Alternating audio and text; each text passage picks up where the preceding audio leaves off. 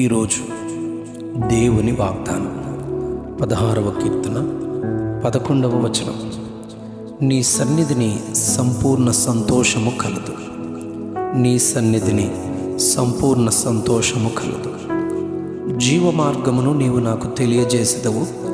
నీ సన్నిధిని సంపూర్ణ సంతోషము కలదు. నీ కుడి చేతిలో నిత్యము సుఖములు కలవు.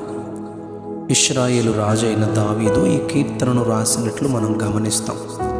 యెషయి కుమారులలో చివరివాడు కనిష్ఠుడైన దావీదు యొక్క జీవితంలో గొప్ప ఘనతకు, కలిమికి, స్థిరత్వానికి, పేరుకు గల ప్రాముఖ్య కారణం ఈయన దేవునిని ప్రభువుగా చేసుకున్నారు. నీకంటే నాకు క్షేమాధారమేదియూ లేదు అని ఈ కీర్తన ప్రారంభంలో చెప్పారు. 8వ వచనంలో సదాకాలము నేను యెహోవా యందు నా గురి నిలుపుచున్నాను. నా కుడి పార్శ్వమున ఆయన ఉన్నారు గనుక నేను కదల్చబడను అంటారు.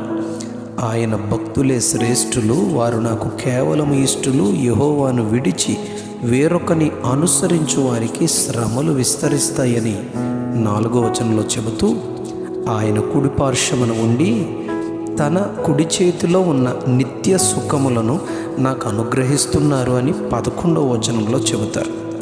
రాజైన దావీదు యొక్క స్థిరత్వానికి గల మరొక కారణం ఆయన సన్నిధిపై దావీదుకున్న ప్రేమ, మమకారము, ఇష్టము, ప్రీతి ఎంతో గొప్పది.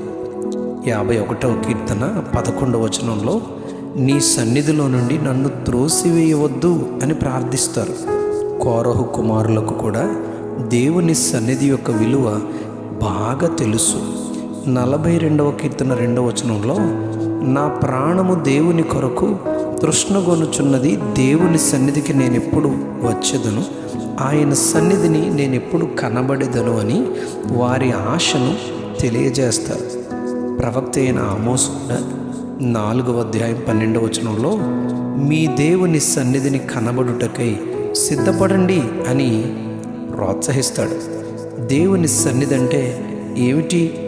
దేవుని పరిశుద్ధ స్థలం, మందిరం, ఆయన నివాసమని చెప్పబడింది. 132వ కీర్తన 14వ వచనంలో ఆయన ఇలా అంటారు, ఇదే నేను కోరిన స్థానము, ఇది నాకు విశ్రమ స్థానముగా నిత్యము ఉంటుంది, ఇక్కడనే నేను నివసిస్తాను అని సృష్టికర్త అయిన దేవుడు తన మందిరమును గూర్చి సెలవిస్తారు. రాజైన దావీదు 61వ కీర్తన 4వ వచనంలో యుగ యుగములు నేను నీ గుడారములో నివసించదను, నీ రెక్కల చాటున దాగుకొందును అని చెప్పడానికి గల కారణం ఒకటే, ఆయన సన్నిధిలో సంపూర్ణ సంతోషము కలదు అని తెలుసుకున్నారు గనుక. 23వ కీర్తన 6వ వచనంలో దావీదిలా అంటారు, చిరకాలము యెహోవా మందిరములో నేను నివాసము చేసేదను అని చెప్పడానికి కారణం కూడా ఇదే. ఆయన సన్నిధిలో సంపూర్ణ సంతోషం ఉందని దావీదు గుర్తించారు. దేవుని సన్నిధిలో ఆయన సిద్ధపరిచిన కొన్ని దీవెనలను గురించి మనం ధ్యానిద్దామా? 18వ కీర్తన 6వ వచనంలో శ్రమలో ఆయన సన్నిధిలో మొరపెడితే, ఆయనకు ప్రార్థన చేస్తే ఆయన తన ఆలయములో ఆలకించి ప్రార్థన అంగీకరిస్తారు. ప్రార్థన ఆయన సన్నిధిలో ఆయన చెవులలో చొచ్చును అని చెప్పబడింది. దినవృత్తాంతాలు 1వ గ్రంథం 16వ అధ్యాయం 27వ వచనంలో ఘనత, ప్రభావములు, బలము, సంతోషము ఆయన సన్నిధిలో ఉన్నాయి అని చెప్పబడింది. 16వ కీర్తన 11వ వచనంలో ఆయన సన్నిధిలో సంపూర్ణ సంతోషము కలదు అని చెప్పబడింది. కనుకనే దావీదు 2వ సమూయేలు గ్రంథం 6వ అధ్యాయం 14వ వచనంలో నారతో నేయబడిన ఏఫోదును ధరించిన వాడై శక్తి కొలది యెహోవా సన్నిధిలో నాట్యము చేశారు అని చెప్పబడింది.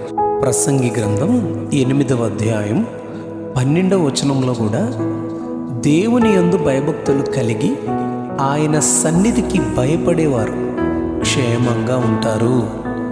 ఆయన సన్నిధిలో భయపడేవారు క్షేమంగా ఉంటారు. వారి యొక్క ఆయుష్ దీర్ఘాయుష్గా పొడవుగా ఉంటుంది అని చెప్తారు.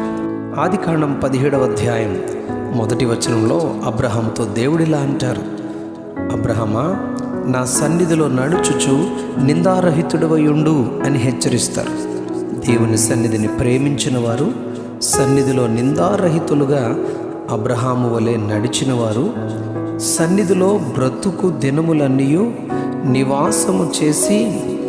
నివాసము చేసిన దావీదు వంటి వారు, సన్నిధిలో శక్తి కొలది నాట్యమాడి దేవుని మహిమపరిచిన వారు, నీటి వాగుల కొరకు దుప్పి ఆశించినట్లు దేవుని సన్నిధిలో కనబడుటకు ఆశించి తృష్ణగొనిన కోరహు కుమారుల వంటి వారు, నిత్యము చేసిన ప్రార్థన ఆలకింపబడిన వారుగా, ఘనత, బలము, ప్రభావము, సంపూర్ణ సంతోషము, దీవెన, ఆశీర్వాదము పొందుకునేవారుగా ఉంటారు. అట్టి స్థితిని, సన్నిధిని ప్రేమించేవారుగా, కోరుకునేవారుగా మనము కూడా ఉందుముగాక. Amen, amen, amen. నీ సన్నిధిని సంపూర్ణ సంతోషము కలదు.